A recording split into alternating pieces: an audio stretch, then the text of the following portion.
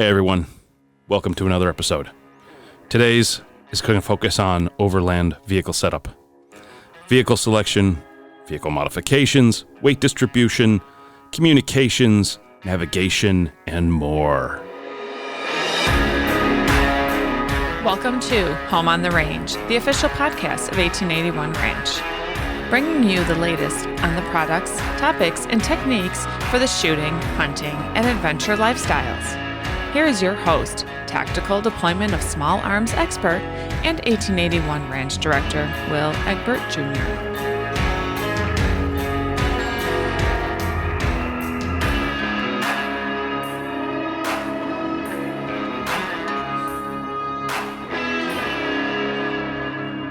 Welcome back again, everyone, to another episode of Home on the Range. This is episode 18, and this is part one of a two-part series covering an overland vehicle setup.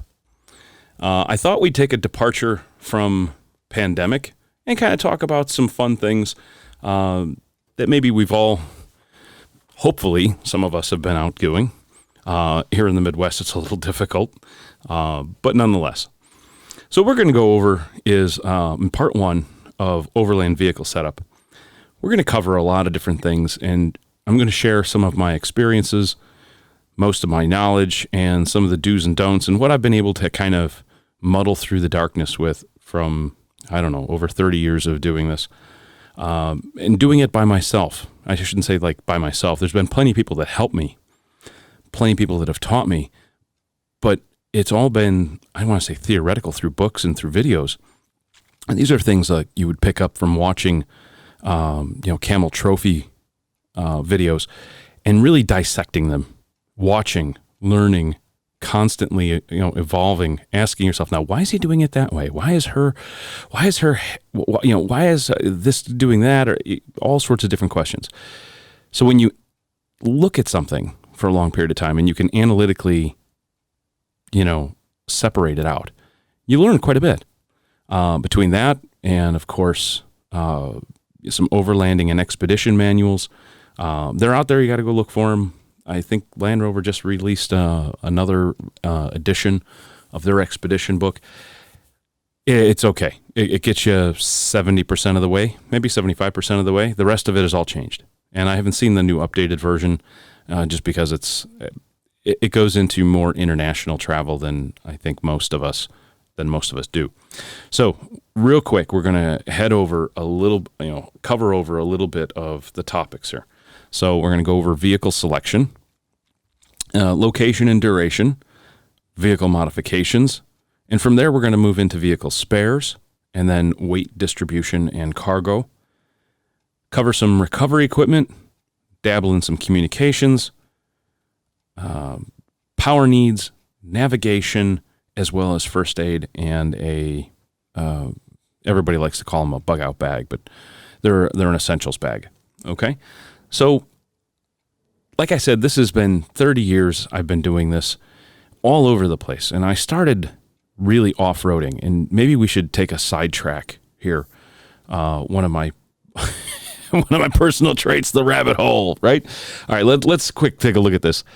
There's overlanding, and then there's off-roading, and then there's rock crawling. Now, and then there's vehicle-based exploration. Four very distinct pastimes or endeavors. So let's start with what we term off-roading here in the United States. That is going out into the woods with your vehicle. You find some mud, you tear up the earth. Rah, rah, rah, rah, rah. That's how most of us grew up in the 70s and 80s. Was just blasting out across the earth. Maybe you've got 5 gallons of gas in the back of the truck sloshing around and a couple mismatched tools that came with the vehicle, and you just headed out and you were just bombing around for the day.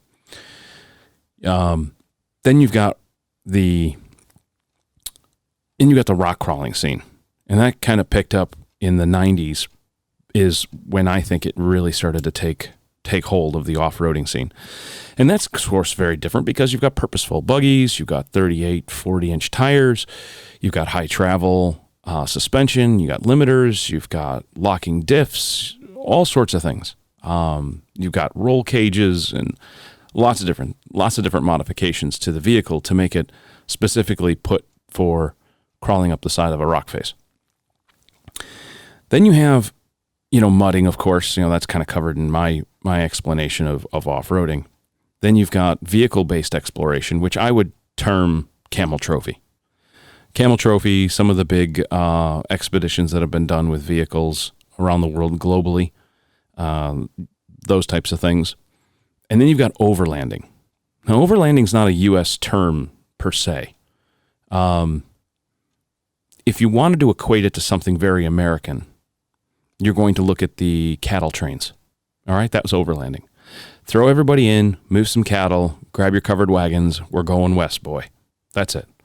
That's about as close as you can get to overlanding in America history.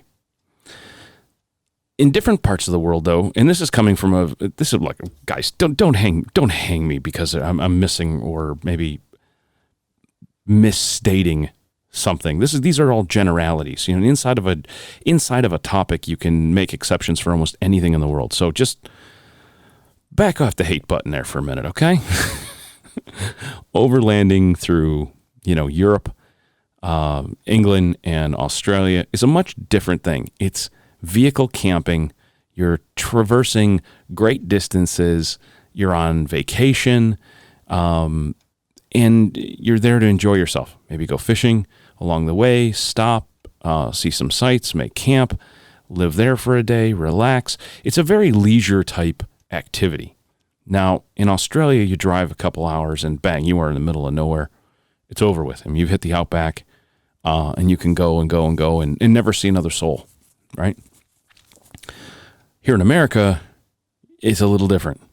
You can drive, but there's no real trails. There's no real roads. We're still relatively young, if you will. But nonetheless, we have got massive amounts of trails where you'll never see another person all day. But for most of us to get to these locations, we have to drive 8 hours, 16 hours. That becomes very labor intensive, and because most of us work, we have a limited amount of time to set aside to do that.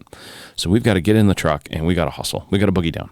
So over the last couple of years, I think overlanding has become quite the catch-all phrase to throw a rooftop tent on your truck and some 36s, 38s on your Jeep, and let's go through Moab. That's great, but I don't think that's overlanding. I don't believe that that's a hybrid. That's maybe our off-roading or whatever. But be that as it may, I really don't care what you call it. Just understand where everything came from. Okay, so let's go into something that you probably don't think about when you're starting out this endeavor. Maybe you've gotten yourself an off-road vehicle, an SUV or something, and you're just getting it because that's it. You want an off-road vehicle. You want an SUV. You want something good in the snow, blah, blah, blah. And then you start getting into overlanding or off-roading. So I'm going to try and stick with overlanding as much as I can because I think, it's also been graciously dubbed by some of us overloading.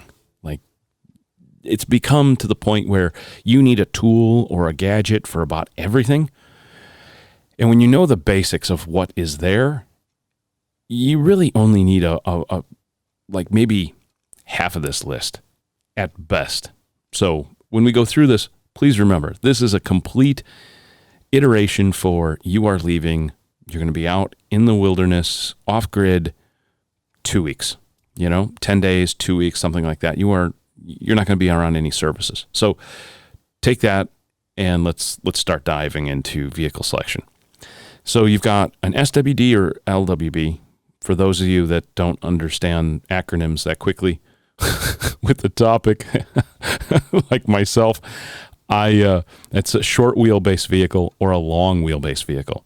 I've been in so many industries, and everything's all built on 3 and 4 letter acronyms, and it gets so disgustingly tedious to understand these things sometimes. But this depends on the amount of.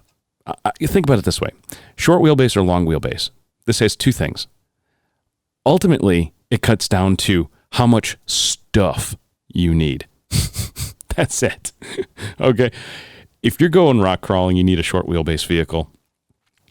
ultimately, but you're not taking all that much stuff. You're taking maybe another person with you and some overnight gear, and that's that. But if you're going overlanding, you typically go for a little bit more of a longer wheelbase because you've got more stuff. You've got another person, maybe two people, that type of thing. So understand that if you're getting a two-door Jeep, which I don't really see that many of anymore either. I see more four-door Jeeps because they're more utilitarian. So that would be considered a longer wheelbase versus, let's say, a Land Cruiser or a four-door pickup with a short bed with a 5.5 foot bed or something like that. So most of these vehicles you're going to buy, you're going to have, some understanding of 4x4, right? Four-wheel drive. Now there's a difference between four-wheel drive and all-wheel drive. There's also gear lockers, diff lockers, things like that. So let's just deal with real basic understanding. All right. So all-wheel drive is basically all limited slip. Okay. So it's all your wheels are turning all the time ish. That's not really suited for overlanding or exploration, anything like that. So you want a true four-wheel drive. Now, most everything's electronic now. I don't know. They were talking about bringing back the 4Runner with a manual diff gearbox and that, but I don't know if it happened yet. So that brings us into diff lock and lockers. All right, so there's a differential in the middle of the truck that distributes power to the front and rear. Okay, and then you've got that can be locked so that 50% of the power is going to the front and 50% of the power is going to the rear.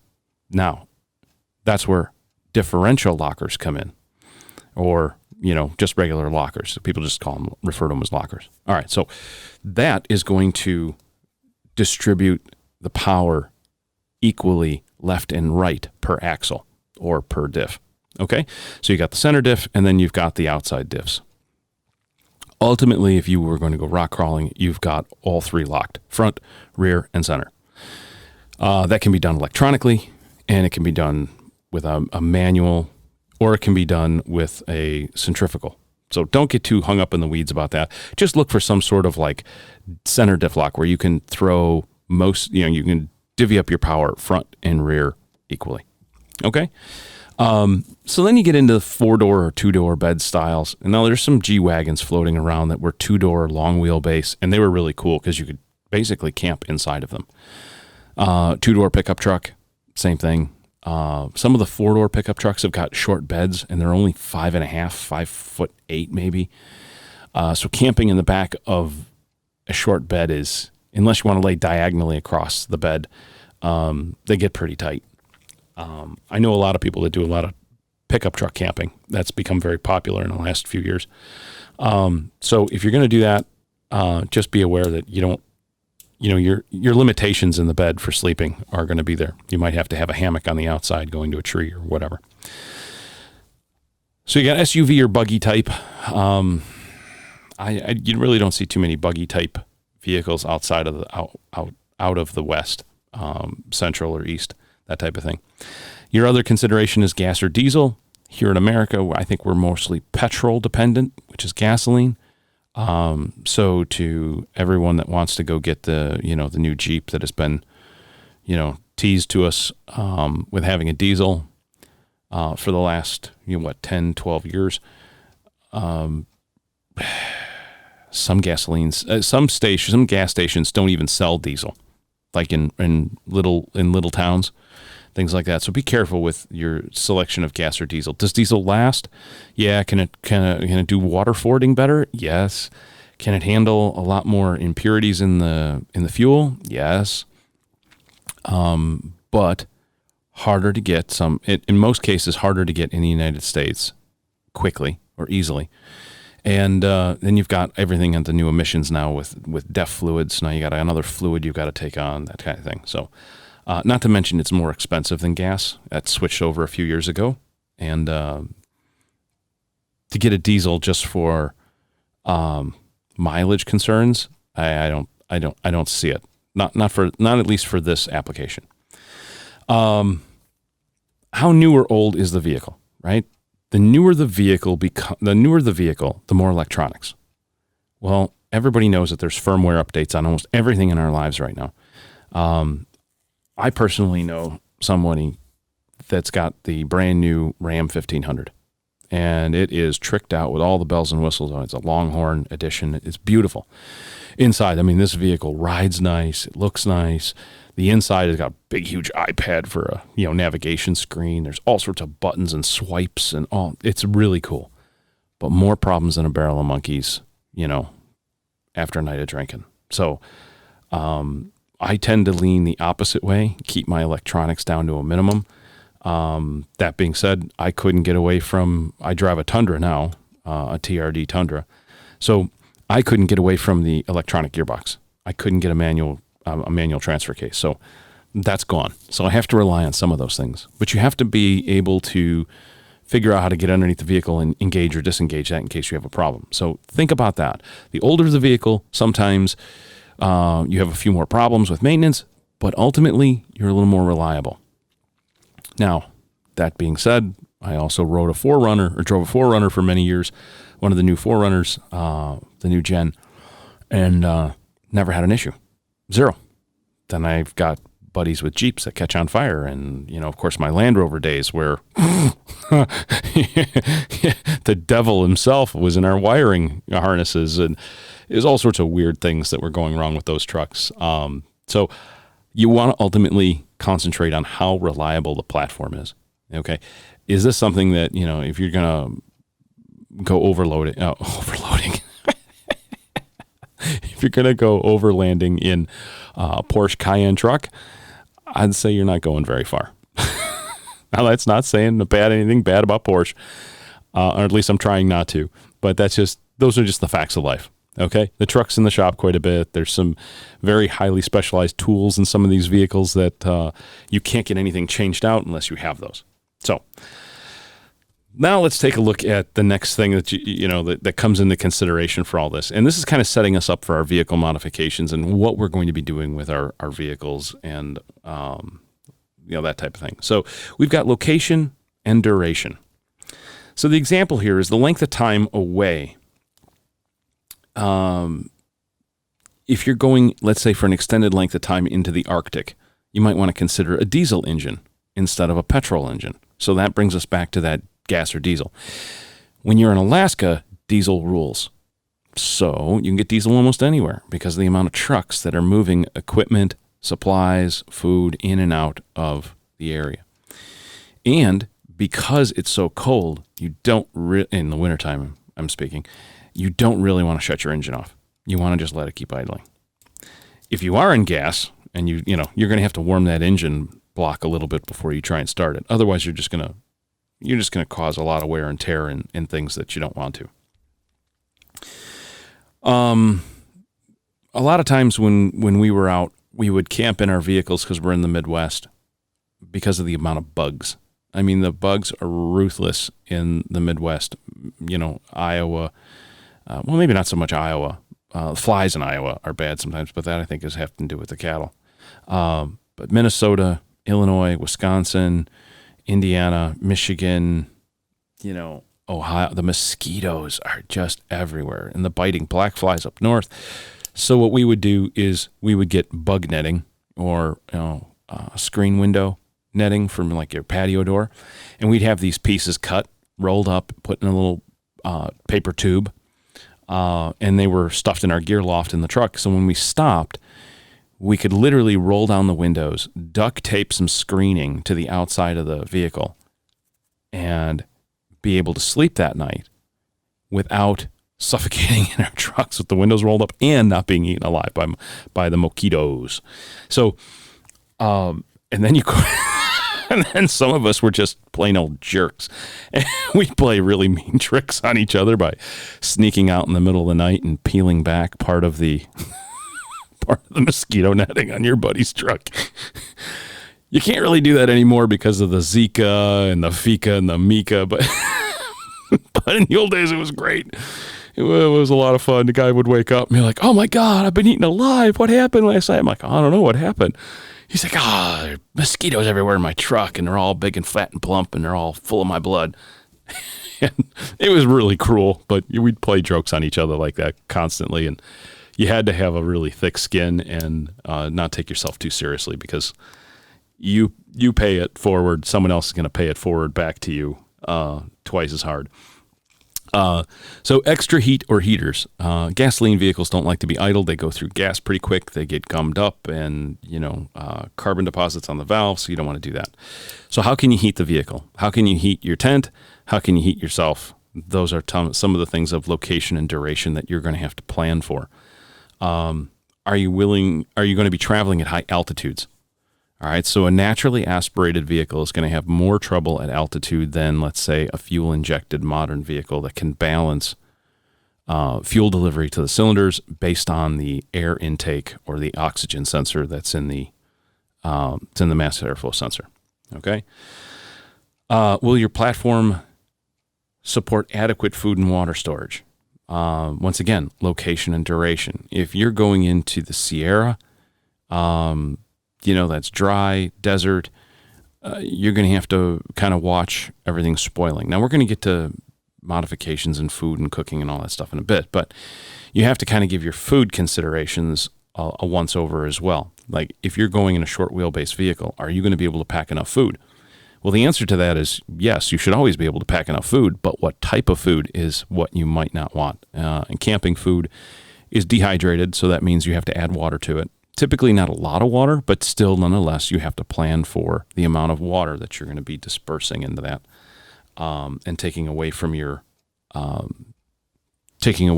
onboard water supply. The other thing to consider is when you start doing that, you're going to be leading yourself down a road of high sodium intake. A high sodium intake, you're going to start retaining water. You're not going to feel so great. You're going to raise in blood pressure, those types of things. So those of us that are older, we all used to laugh at these things of, my body's fine, it's perfect, I can eat 3 cheeseburgers a day and my cholesterol's still at 90. Yeah, that's cute and everything, but as your body ages and you beat it up some more, it changes, right? And we all laughed at it, but now, myself, I look at things and I go, how can I prepare my food on the trail healthy so that I can keep myself from, coming home and needing a vacation from my vacation, right? All right. So next we've got vehicle modifications. We're going to jump into this, and I'm going to give you a brief overview because we could spend a whole hour on this in itself. But first, I want to talk about the tire size considerations and bead locks and things like that. Look, if you're going overlanding, you don't need bead locks, okay? For 100 years, we've been driving vehicles without bead locks, and we get around just great. And if your tire has got a nice stiff sidewall to it, you can air that thing down to 5 pounds. And as long as your vehicle's not extremely overweight, you can get away with maybe a D or maybe jump up even to an E-rated, sidewall. And that way you don't need bead locks. You can air down to 10 PSI and that truck will crawl over anything. That's another thing that you have to consider. The other thing is when you get into a town, let's say you've got a side blowout and you've slashed your sidewall. Where in the hell are you going to find that tire? Now you got an oddball tire size, okay? And you should not be driving around with a 35 on the left rear and a 32 on the right rear. That's going to put the truck off on kilter, and you're going to wear out bearings. Then you cause more damage than possible. So do you carry 1 tire or 2 tires, spares? So keep that in the back of your mind. The more you go radical with tire size, you're also going to have to start changing suspension, which is our next point. Our suspension upgrades, are you going to go with non-OEM or just stick with an OEM platform and try and get just one size larger tire on there, maybe to get some ground clearance? That type of thing.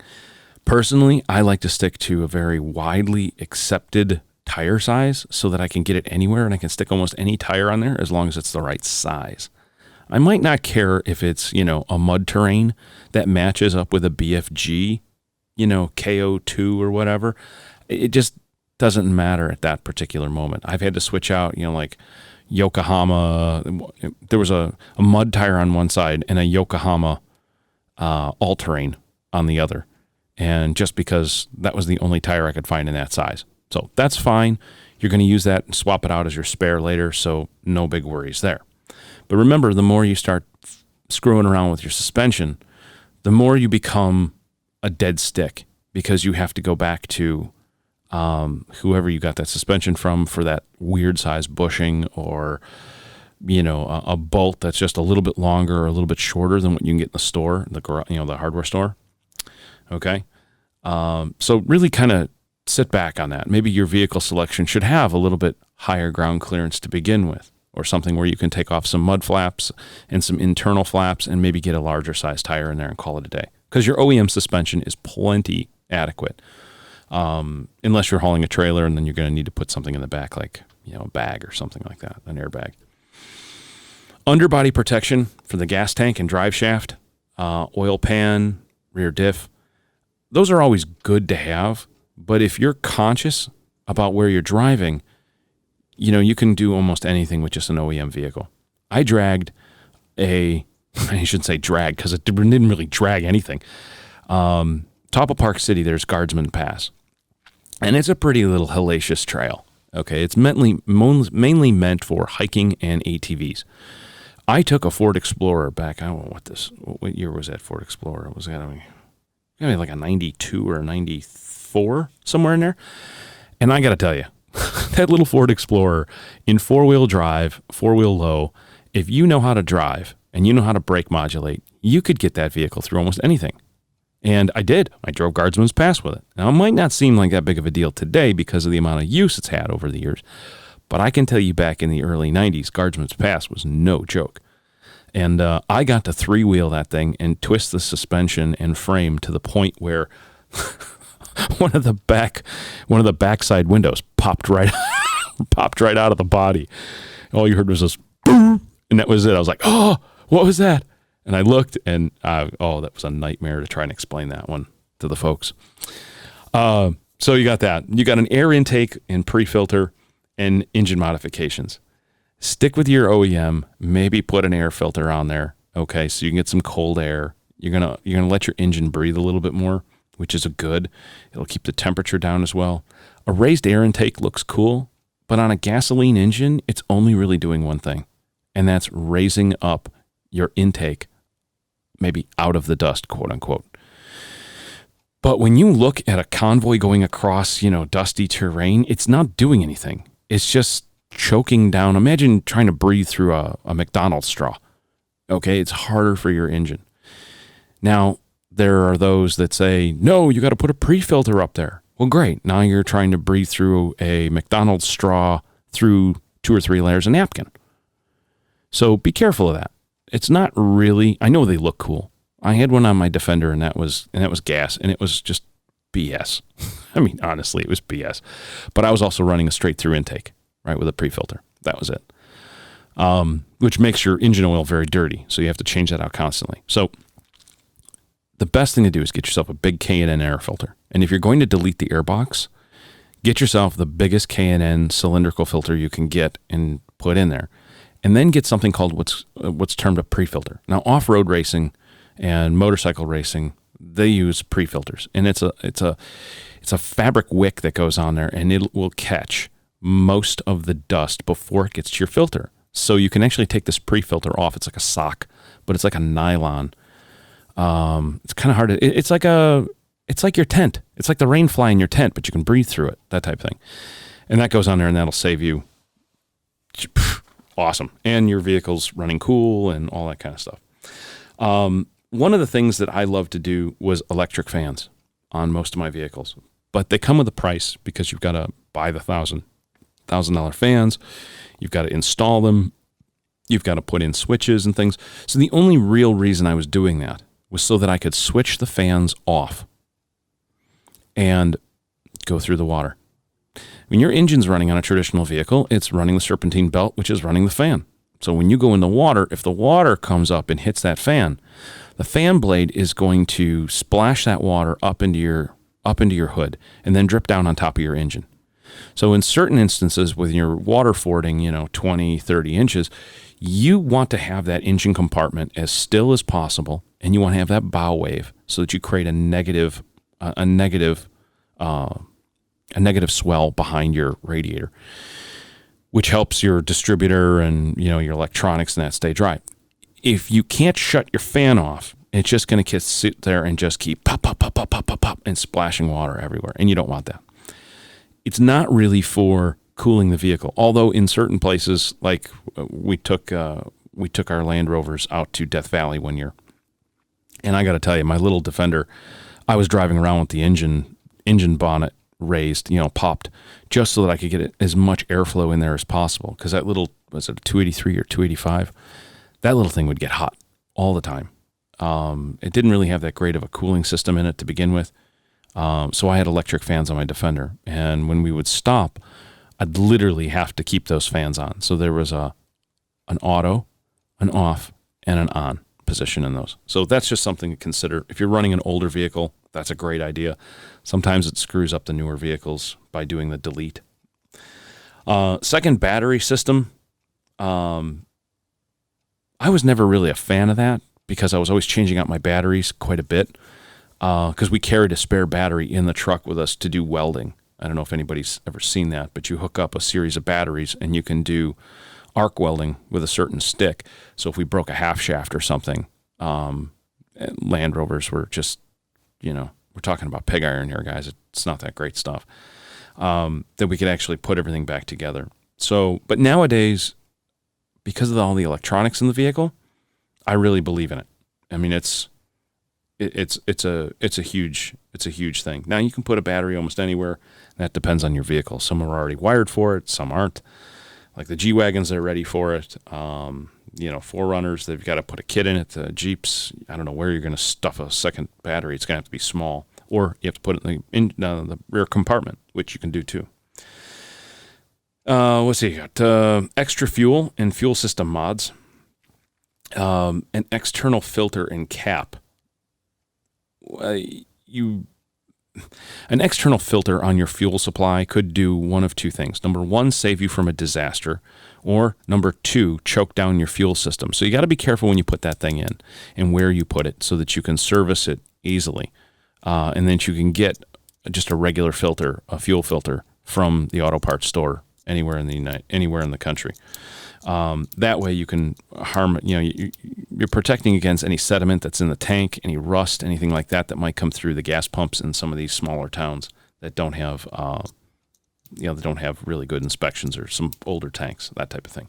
And that could save you from getting choked out on the trail, especially with fuel injection. A fuel injector gets clogged. It's over. You're done. Pull it out. Start doing it. I mean, you basically spend a half a day to a day of work on the side of the trail if you know what you're doing. So that's something that I put in all the time. Roof racks and hood storage. The hood storage is from my Defender days because, you sat up so high you could actually put stuff on the hood, and they sold, cleats and big pieces of diamond plating for up there. Extra ventilation, Hella fans. We ran those almost exclusively all the time. They had these really nice Hella made a fan that was multi-speed, and we had them bolted, drilled right into the dashboard, and they were hot wired to the electrical system, so they were always on if we needed them. You're sitting on a trail and it's hot and you don't want to run the air conditioner, and you roll down the windows and there's no air, there's no breeze. Turn the fan on, and at least you can sit there without smoldering and bubbling into a little puddle of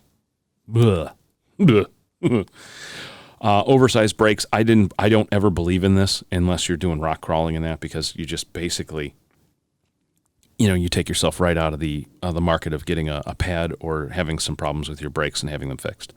Seat covers, I'm a big fan of like a Cordura seat cover. They actually will keep you a lot cooler, especially if your seats are vinyl. An external oil cooler, like Baja racers, they'll put an extra cooler in the back, and you'll see them kind of staggered with a big electric fan on them. That's not a bad idea if you're going to be out in the desert a lot. And most everybody that lives in like Phoenix and Nevada and everything like that, they'll tell you that most vehicles have all got external coolers on them, some sort. Trans cooler, fuel cooler, oil cooler, that type of thing. Yeah, it's just a good idea. But then again, once again, you got to watch these things, because I don't want to say nickel and dime, because they're not nickel and dime type things, but they will quickly put your rig at over you'll have 75K in your rig in a heartbeat. You start adding everything up, you'll be like, what? I spent what on what? And then you're going to go sell it, and you're not going to get beans for it. and you're just going to be like, oh, and most of these parts you can't take off one truck and put onto another. So just keep that in the back of your mind. A long-range fuel tank. Guys, I've never needed one. I'm sure I should have one, like, some of the other guys on the internet, that's the first thing they do is they pull out these tanks and everything. And it's great because you don't have to carry fuel in those, inside your vehicle or on the outside of your vehicle. But typically my passion is now limited to, I don't know, a week. That's it. That's all I get. So my planning, my fuel consumption and fuel planning, which we'll get to in just a second, but it's pretty tight. And, I carry a couple extra jerry cans, and that's that. It does me fine. For me to sell the vehicle with an extra fuel tank, all I'm doing is just burning cash. And I don't believe in it. Not for the things that I do. Now, if we're going to Alaska or Canada and we're going to do, I'm going to maybe think about that. But I most likely, because I drive a pickup truck, I'm just going to put, 4 or 5 gallon fuel tanks in the back, fuel containers, and call it a day. Oil filter markings. This is really cool hack. Make sure to put, the amount of quarts and a paint pen on your fuel cap, or maybe on your engine, somewhere in your engine bay where it's not going to wipe off. Use a paint pen, not a Sharpie. Use a paint pen, and then when it's completely dry, you can take a piece of clear packing tape and put that over the top of it so it won't scratch off. I list the oil filter size, marking. Come on, part number. Thank you. That's why this is so difficult in pandemic. There's no one sitting here with me. I'm literally reading this off of my notes off of an iPad and just kind of filling this in, and this is frustrating. I don't like being, alone. Anybody want to call in next time? You got a good idea? Send me an email. Call in.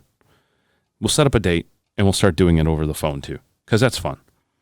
All right, so I put the filter markings on there, the part number, the amount, and I also stick a funnel in the engine bay. Okay, just a big funnel, plastic that I can kind of squish in half just a little bit, and then jam it up against the firewall someplace. Be careful. You don't want that thing sitting on your headers. It'll melt all over your engine, and you'll be really, really mad. An engine compartment light, that kind of goes without saying. Some of us just, instead of wiring in a light, what we do is we just keep a small fluorescent. Now, LED is really cool now because they're really teeny and they're battery operated. But back in the day, we even went so far as just to put a 12-volt outlet inside our engine compartment because the alligator clips that go on a battery, they can be a little dangerous. And then we just plug it in. You grab it out of your box, your toolbox. Some of us had enough engine compartment room where we just put a couple bungees, like metal straps that come from a fire extinguisher. We put one of those in there and we'd stick it in there and we'd wrap the extension cord all the way around it, the cord all the way around it, and then lock it into place like that. And then if we needed it, we could just plug it into the 12-volt side that came right off the battery. It was in a sealed marine plug, and we could have light anywhere in our engine bay instead of just having a dome light. And most vehicles today don't even have it. I mean, does that tell you that, hey, look, we don't want you underneath the hood of that truck? Go away. So then we go into LED auxiliary lighting for your bumpers, your hoods, your roof rack, your rear. I think that is probably where most people go first. They throw a bunch of lights on their truck and they don't give any consideration as to what they are or how much they really need. So many of these lights now, guys, can throw out such great amount of light that you only need a couple. And it looks cool. I mean, my 4Runner had lights everywhere. We're talking like 42-inch, double LED strip from Rigid. And then we had 6 inchers on the sides. Another big, huge 4-incher double stack on the back on a pole. Oh man, we had lights everywhere. My Tundra now, little different. I put some markers, some big floods up in the bumper. I put some yellow floods, and I put some spotlight floods out there that are absolutely obnoxious. And then I upgraded the OEM hardware to the new OEM headlights.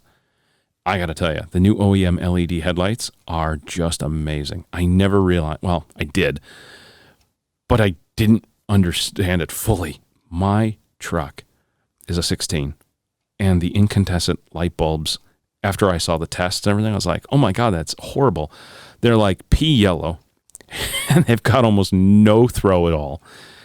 And they're all like mismatched when you put them up against a white wall or your garage door at night, or you pull up and you turn them on. You're like, oh my God, there's just no rhyme or reason to which way they're heading. So I switched those out. Luckily, I was able to get the new 2020s and they were in the same housing and everything. So I just switched those out. Much better. LED backlight for the cargo area and some LED upgrades on the factory reverse lights. And now I know I've got all of these extra lights that came off my other trucks. So I put them on that truck too. But one thing I didn't do is I didn't put another 50-inch or 60-inch bar above the hood. I don't know. I'm trying this out. A lot of people have said, oh, you put it up there and you get all the dust in front of the windshield. It gets illuminated and you can't see. So I'm trying out ditch lights. They mount on the corners closest to the driver and passenger of the hood. So there's a little bracket, and then you get these I got the little rigid 2x2s with the side LEDs on, and those are bright as all when you get out. So those are cool, and they don't take up a lot of battery power. Vehicle spares. I'm going to try and rip through this. This is a huge rabbit hole, guys. I'm sorry. We're already at like 40 minutes, and I don't even think I'm 4, 5, 6, 7, 8. Oh, crap. All right. Vehicle spares. Oil, at least 3/4 of full capacity. Okay? Carry some oil with you. Now, something that I saw recently and just reminded me was a coolant. Okay? Keep some water. Keep some coolant with you. Don't water down your coolant. Keep your coolant thick and then add water to it. Because sometimes you might have a blowout and you burp up all your fluid, whatever. I don't know. You boil it off. So diff fluid, if you're going to do a lot of water crossings and fordings, because that just wreaks havoc on your rear end. It makes chocolate milk back there. I mean, it literally looks like a chocolate shake in your rear end. So keep some of that. An air compressor or an air tank, air tools for tires, switching out parts. It's always good. I believe now in a small air compressor versus a 3,000 or 4,000 PSI power tank that I used to run. My Defender would have things break, and mostly more than not, all the other Land Rovers would break. So we would run air tools, actual air tools, impact wrenches and things off those spare airs. But they were just a pain in the butt to fill because you had to go someplace special to do it and had to do that before you left. So I like the little air compressors. Works fine, right? Fuses, relays, you just need a few of them, not too much. I believe in tire slime. I know a lot of people don't, and they say, oh my God, your tire guy is going to hate you. What I do when I know I've got a tire it's got slime in it, I just walk in back and I ask the guys, I'm like, hey, who's going to be working on the truck? I find that, the guy or the two guys that are going to help, to do the work, and I give them an extra $20 a piece. Cash, just right there. Say, guys, there's tire slime in that tire right there. I know it's going to be a little bit of a bastard. Please take an extra couple minutes. Here's a 20 for both of you guys. Go have some nice lunch for a couple days, and thank you. That works out better, right? Plugs work too. I've driven a lot of highway miles on plugs, and couldn't believe it. This is going crazy. Half shaft ball joints. Those are more for the Jeep guys and the older Jeep guys and the older Toyota guys. Any critical non-OEM parts like suspension bolts or parts, you should probably have a spare bag. Like when you're putting the suspension on, maybe you should kind of like go get an extra couple bolts, or maybe call the factory and have them send you just an extra 2 bolts of everything, just so that you have it. Because most of the time they're pretty specific. Zip ties, baling wire, and safety wire pliers. That goes without saying. Safety wire works better than duct tape, guys. Safety wire, then duct tape. Okay? Duct tape, clear packing tape, and JB Weld are musts. Okay? Grease, oil, and dielectric grease. Dielectric grease is something that the older Jeep guys and all of the Land Rover guys will understand. I can't tell you. It's like a flashing, blinking light in the highway and everything. And everyone's like, dude, I think your rear lights are filled up with water again. And sure as hell they are. You go over there and you'd have to take it apart and just pour it out. It looked like a pop can, like half a pop can, and just pour out all this water. So if you coat everything in dielectric grease, you don't have to worry about, connections being lost and corrosion. So that's a good idea for just if you're going to, for ease of maintenance, okay? A full-size spare or two. Now, when I say a full-size spare, I don't mean in size as much as I mean in circumference and complete, right? So it can go on a steel rim or a cheap aluminum rim. Go over to, the thing and get a cheap aluminum rim, but make sure that it's a full-size spare to what you're running on the vehicle, okay? These are some of the tools. Let me see what I got here. A half-inch breaker bar, full set of branches. Okay. So then we go into some tools, full set of 3/8 sockets that fit the entire vehicle. Now, if your vehicle is English versus metric, you've got to do that, right? Now you start switching out OEM parts. For non-OEM parts, you're going to have to start adding supplemental sizes in there to account for it. So like on my Toyota, there's a couple parts that are 24 millimeters and, or was it 23? I can't remember, but there's an odd size in there, and you have to get a 1/2-inch breaker bar and a 1/2-inch socket to go with it because it's just a big bolt and it's on the suspension, and you should have it with you. Plus, if you have a 1/2-inch breaker bar, that's the perfect thing to use as your for your lug nuts on your tires. Okay, rather a 4-way or that little stupid wrench that they give you that's angled. That doesn't work. But make sure to get a deep well. I usually get an impact socket. Okay, so don't just buy a socket. Get yourself an impact. They're black steel, and they're meant for impact wrenches. Like pneumatic, like those things. Vice grips, pliers, needle nose, and side cutters. All very important. Keep a couple screwdrivers, small and big, Phillips and regular. Keep a couple hex and Torx, because a lot of cars now are using a lot of Torx bolts, like the rear brake fixtures on my Tundra. There are Torx for some reason. Like a Phillips wasn't good enough. We had to switch those out to a Torx for some reason. Dumb. I guess I could switch it out to a button head, Phillips, and just be on with it. But maybe I'll get to that. That's a good thing. I'm going to write that down. Seat bracket Torx, in case you have to remount your seat bracket or something. I don't know why you would need that. I did in my Avalanche because I had different things that were bolted and there were risers in the front of the seat, just to keep the seat up a little bit more in the front for my back. A disposable razor knife and razor blades, two totally different things. Very good. Don't be using your pocket knife a lot. Use the razor knife, but be careful. Your fingers always cut away. Those razor blades are brutal. An electrical tester, I just use a regular hot, an off. I don't carry a whole big, ohm meter and all that other stuff. I guess you could, but I don't really know how to use them. So I just use, hey, is it good or bad, right? Heat shrink, lighter, and you could, I guess, take some fish tape, but, one of those flexible things, but it's getting off. Spare wire and connectors. Now, this is going for older vehicles, but you could do that too. C-clamps, a small one and a large one, you'd be surprised what sometimes you need a C-clamp for underneath your chassis, because you just don't know if you're going to slide off something or maybe run off the road and hit a stump. A hammer and a dead blow. They're two different things. A hammer is solid steel. A dead blow is typically some sort of polymerized rubber filled with lead shot, and it's a softer blow.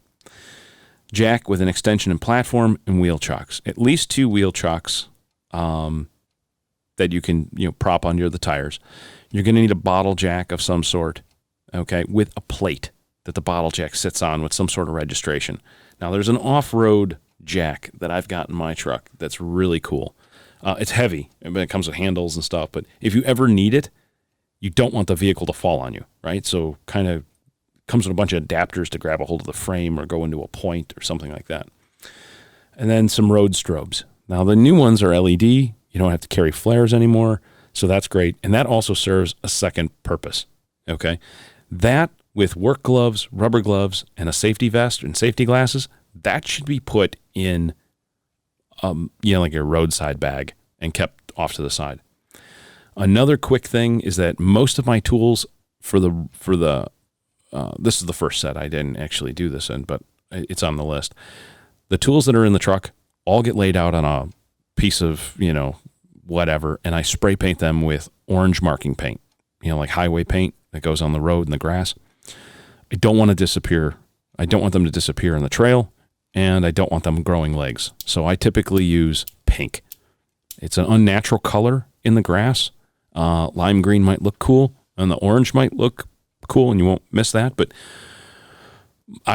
this comes from my racing days. I painted all my tools weird colors so that they wouldn't walk around, and if they did, I could see them or find them in someone else's box. So, Jason, Jay, if you guys are listening, spray paint all your tools pansy purple or pink. Nobody at the Crash 'em Up Derby track will steal your tools. Except a girl that's trying to kill you. All right. Jumper cables. A lot of guys don't opt for jumper cables anymore. They've got these little itty bitty battery jumps.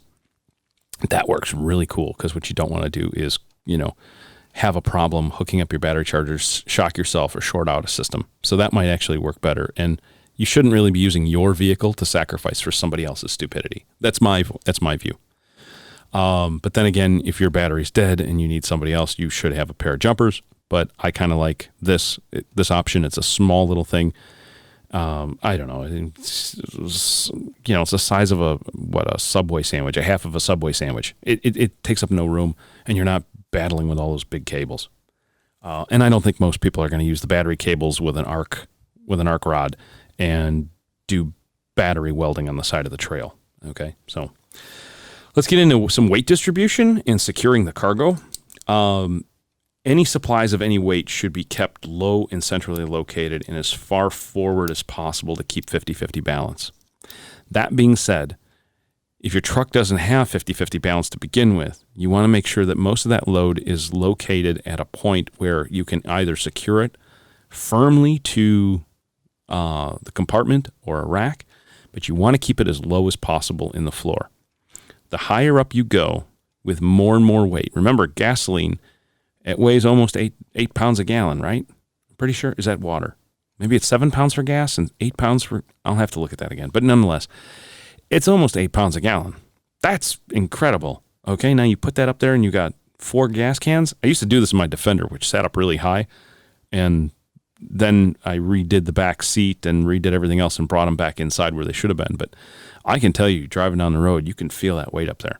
And mine was an exaggerated thing, but... It's still physics. Okay, so keep that stuff as low as possible. Your rooftop tent is heavy, and that goes up there anyway, if you're going to do that. So be mindful of that. So anything else you put, you should try and keep towards the center of the vehicle that weighs any amount of weight. Okay. I forgot to tell you guys. Most of the time we all take off that silly plastic cap. I replace mine with a, whatchamacallit, piece of milk cord and a button screw. And that way it hangs a little bit lower and it's out of the way for your gas cap. Plus, you don't leave your gas cap on the side of the trail. I forgot to tell you guys that. Bungee cords are cute for items under 5 pounds, but ratchet traps should be used to control your slip and slide. You can adjust their tension.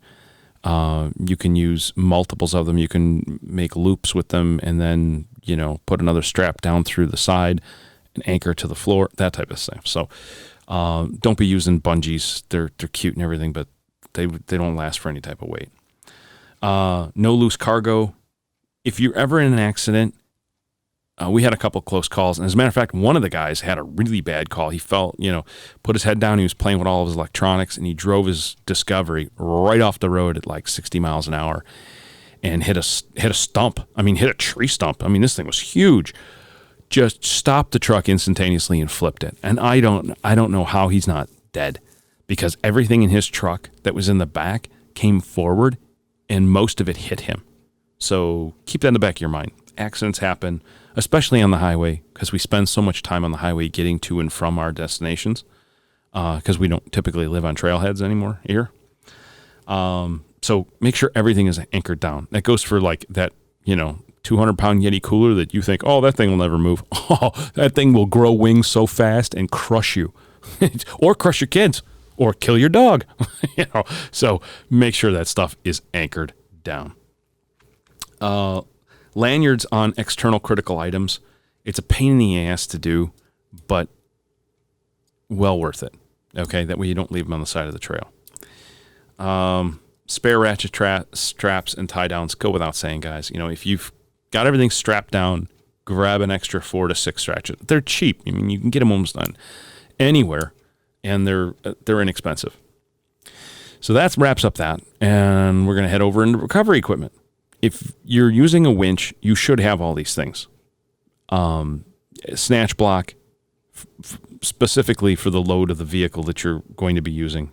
If you don't know what a snatch block is, you've got to get back over and go to Warren and just type in snatch block on the internet. I think you should get the right thing. Be careful. At least 1 snatch block, 4 shackles, and 2 smaller ones for adapting to different parts of vehicles and things like that. Definitely a tree strap, a pull strap, the biggest one you can get. Okay. The bigger the better, because it'll never go to waste. You'll always use it, and it'll go around your entire life. Kinetic rope. I like these, and I don't like these. That's those big, huge, woven loops and a big section of rope, and it takes up some kinetic energy, so you don't get that hard like snap, which is good in some portions. In other portions, if you're slowly taking up slack with that thing, sometimes you can lose traction before the rope meets its end, and you start to convey most of that kinetic energy to your other tow vehicle. So back and forth, there's 2 different things. That's why I carry both. Sand ladders, minimum of 2 if you're getting into the mud. We used to call them sand ladders because that's what they were called. Now they're max tracks and all that other stuff. I carry 4. I've got 4 tires on the truck. I should have 4 max tracks. That's how I look at it. We talked about the little jack. A high lift jack, I don't carry one. I don't believe in them. I've never had the use for one. I tried to use it one afternoon as a winching tool, kind of ratchet somebody, and it didn't work. I'm not rock crawling anymore. I've thrown it away. Basically, it sits over on the side of the garage, and it's a fixture. That's it. I do carry a full-size shovel and a full-size axe with fiberglass handles. They're just lighter to throw around and everything. You can use wood if you like that sort of thing. Communications, real simple. Almost everybody in the United States has got a CB radio when it comes to off-roading and that. Make sure that it's properly tuned, all right, and the antenna is placed where half the antenna is above the vehicle, all right? Otherwise, you'll never get any use out of it. Currently, though, everyone is now started on the Midland bandwagon with a base station in their vehicle. I like the base station idea for an FRS or GRMS radio. I really do. But I also like to be able to get out of the vehicle, walk around, and still have the radio attached to me. So most of my stuff is all handheld in my truck now. I'm going through a different phase so that I can take it in and out. So if I'm downtown Chicago or I'm in a different city, I can move all that stuff into the locker box, and that's that. I know removable face plates and all that stuff, but then you get into tearing apart the dashboard, moving all that stuff around, and sometimes I just don't have it in me. So right now what I'm doing is I'm running mobiles with external mics. And you know what? They work perfect. Haven't had a problem yet. And it's inexpensive. I can move it around between vehicles. I can give it to I've got 2 of them actually, passenger and drivers. So if someone's going to go out and spot me, instead of them using hand signals, because most people aren't used to that, giving proper hand signals. So it's like, dyslexic Italian talking, you're back and forth and everything. You're like, what are you talking about? And sometimes they're too far away, or it's raining or something like that. So they can take the radio with them and go outside, and they can talk to me and I can talk to them. A lot more options that way. I do have a ham radio in the truck, 2 meters, 70 centimeters, that type of thing, or you want to call it, 440, whatever.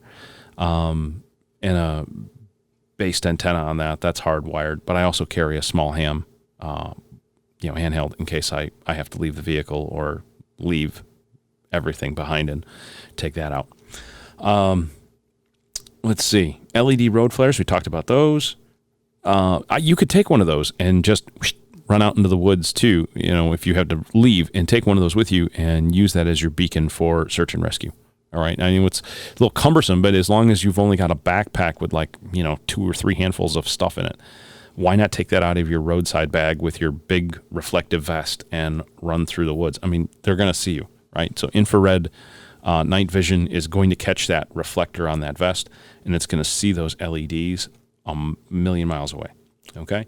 Everyone used to laugh at me because I carried a high-powered laser pointer. And they're like, what are you going to do with that? And I'm like, well, if you know anything about offshore search and rescue, the laser is, it looks like this ginormous light beam, like a lightsaber. So that is probably the more prevalent way in the techie world is to do that. A length of blaze orange survey tape. And you guys have seen it. It's on the side of the road. They put it on those little wood markers. I usually just keep a roll of it. Okay, and that's for communications as well. Military, you've got signal flags, stuff like that. If you're used to using one of those, search and rescue will also know what that is. Power needs. We talked a little bit about the dual battery setup, but what I really like about it is we've got so many accessories in the cars now that we're running, fridges, we're running, our iPads, charging our phones, our cameras, our GoPros, all sorts of stuff. So anytime you can leave your main battery is what we'd call it an engine bay and a house bank. So you got your engine bank and your house bank in the marine world.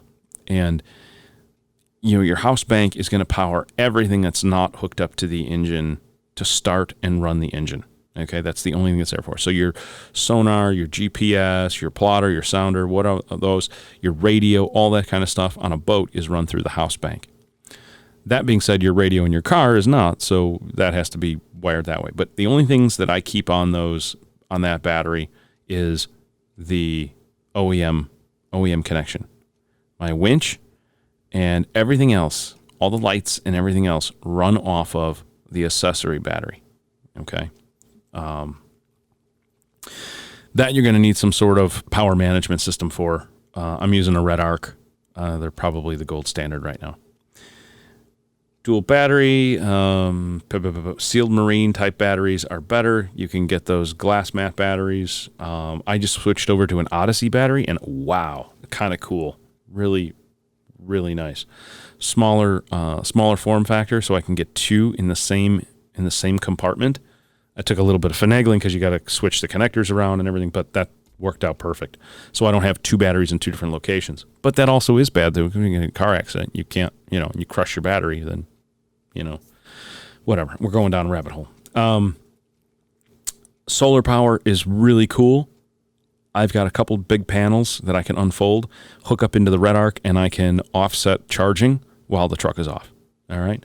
12-volt plugs for USB cables. 12-volt outlet in the back of the vehicle is always hot. You've got to watch that, though. And the USB outlet in the back of the vehicle is always hot. So those kind of things are fun because if you're off the back of your vehicle, truck's off, you don't have to worry about switching the vehicle on in order to get to those hot points for charging. Here comes a very I think it's polarizing, navigation. Everybody I talk to's got their own way. I want the HEMA maps or HEMA maps. I use Onyx. I use my hunting maps. I use Gaia. I use my Garmin. My Garmin's the best, and blah blah blah. So, depending on where you're going, you're going to have different terrains, different types of maps you want to use, that type of thing. But paper maps need no electricity and work without services. Okay, the only thing I need is a compass, a paper map, and have been paying attention to where the hell I'm at for a while. Okay? Pretty simple. Now, can you zoom in and zoom out? Do you see that little truck or that little arrow pointing in the direction? No. But, get yourself a compass, get yourself some paper maps. They're indispensable. Okay? Especially if you have to leave your vehicle for some reason, or you get poor satellite service, or maybe your GPS just decides to, take a dump and it's over with. Okay, so I use the Gaia maps or Gaia maps, whatever it is, on my iPad. I download those detailed maps right to my tablet for where I'm going. My truck has already got a GPS system in it for most highway driving, so I don't have to do that. So I can do just off-road driving. And then my GPS nav units I use are basically just the what is it? A handheld mapping unit. What is it? A 62 or something. It's a little older. And then a 4-tracks for Latin lawn only. Those are kind of bug out items. But the Garmin Overlander is great. I prefer my iPad. I got way more options. I can watch movies on it. I can take pictures with it. I can do work on it. All sorts of stuff. Is it waterproof? No. Is it sitting in a waterproof case? It can be in a second. So that type of thing. Satellite messenger units. I've always had one in my car as soon as they came out because, God forbid, you got into a car accident. And, you could grab this thing right off the dashboard. I use that really heavy-duty Velcro. Okay, and I glued that Velcro to the back of the spot unit as well as the dashboard. So when that thing went on there, you had to push it on there and like rip it off. And that way, in a case of an emergency, I can be laying on the side of the road, turn that thing on, give it a couple seconds, it'll boot up, hit the SOS button, and I'm done. Or if I'm going on, a week and a half trip, I can literally just plug it in, leave it on, it's charging, whatever, and it's sending my wife and kids, updates on where I'm at. Hey kids, how you doing? That type of thing. Now they've gotten, the InReach. Yes, the InReach. That's a 2-way satellite text message machine. Oh, I love it. I haven't gotten one yet, but I played with one for a while, and that's the next thing up on my list. That and a 270-degree awning. The sun has gotten really hot. I don't know I'm sure people out in Phoenix have noticed it. In May, you're getting, broiled when you walk outside. But the satellite messenger, phone apps, I like to keep my phone in that separate so that I don't if I lose my phone, my satellite messenger will still work all on its own. So keep watching that. The units that require your cell phone to do the texting, that I think they've kind of gotten away from that anyway. But yeah, whatever. All right, so first aid and survival. This is a big one. This has to go in your vehicle right away, and this is transferable to any vehicle you're in, so you don't really lose any of this stuff. Much like your navigation, that all goes with you, and your radios. So first I start with both a light and heavy items in my kit. All right, a backpack style or a sling bag. And any one pouch that's in there is just your, boo-boo kit type thing, right? So Band-Aids. I keep 4 butterfly closures, a little bit of aspirin, a couple packets of sugar, spare contacts, a spare set of contacts for myself, eye drops, a little bit of tape, like waterproof medical tape, and a couple whacks of gauze. That's it. That's all that's in that little thing. Just enough to keep me from bleeding out all over the place. I've, got myself a nice cut off my knife or whatever, right? I lost a contact because I rubbed my eyes too hard and boom, it fell down in the dust and dirt. So I've got my eye drops and my contacts. That's fine. Now inside, that is inside this standalone medical kit, right? So then you've got a larger heavy bag, right? Your survival first aid bag. These things should be in there. There's a couple other things you can put in there, but this is your core. All right, you're going to want some nitrile gloves and some personal protection equipment, meaning like a face shield and a CPR shield.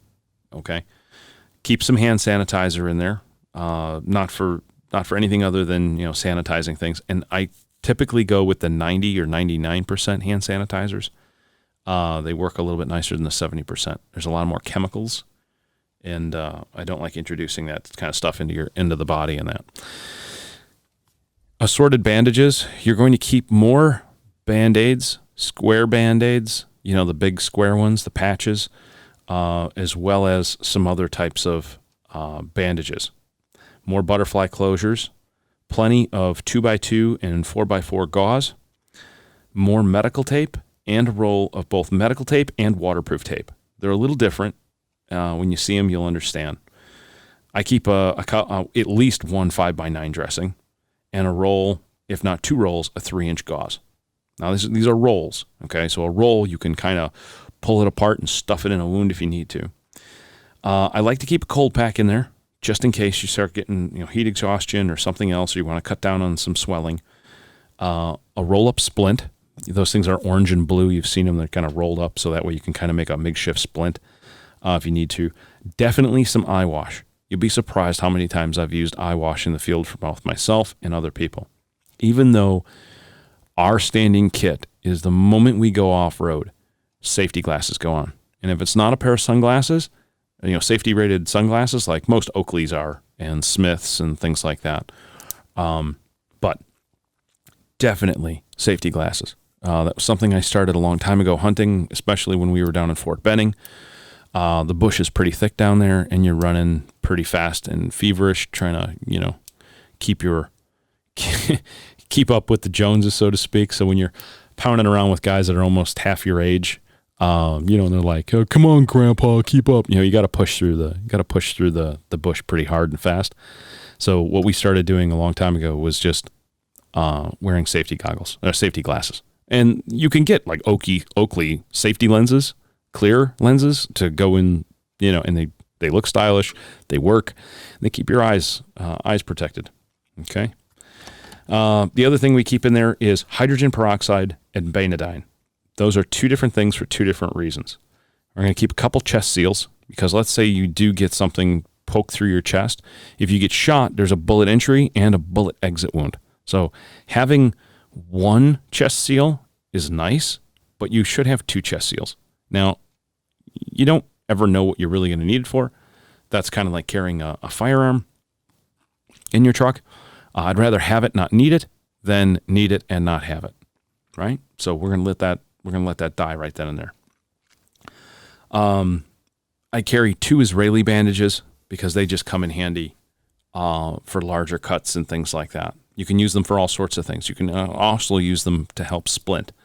Then we keep a pair of trauma shears, Mylar blankets. I know people don't really think about these things, but what you can do is you can wrap yourself in that kind of like in a wigwam fashion and then put your jacket on over the top of that Mylar blanket and you will stay pretty warm, okay? Not just going over the top of your jacket where it gets ripped.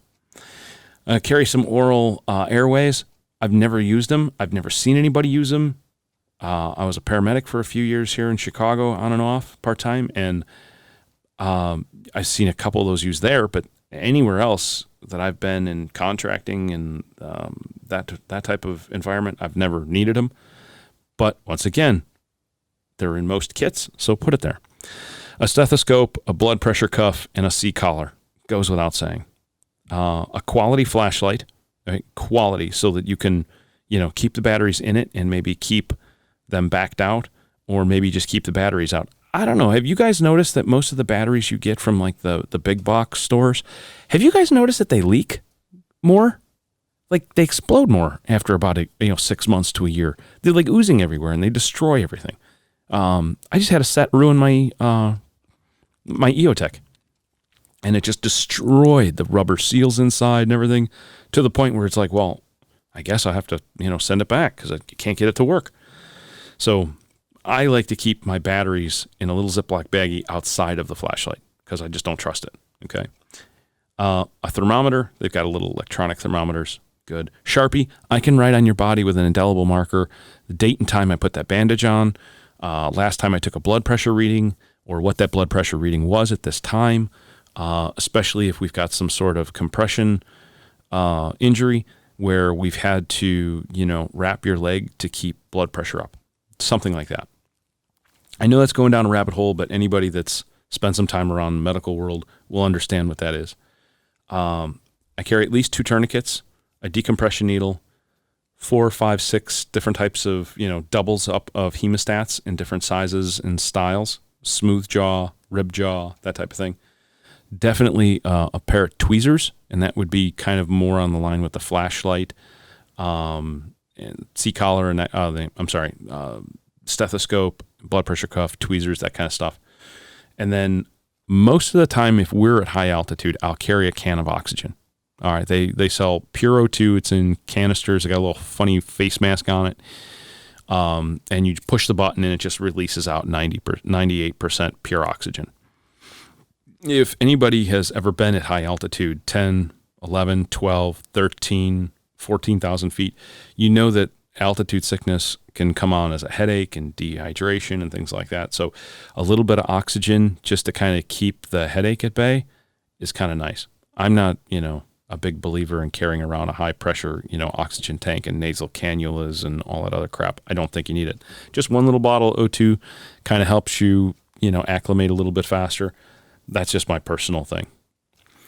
So alongside that, we're going to have a survival bag, and you're going to use those two bags in kind of conjunction.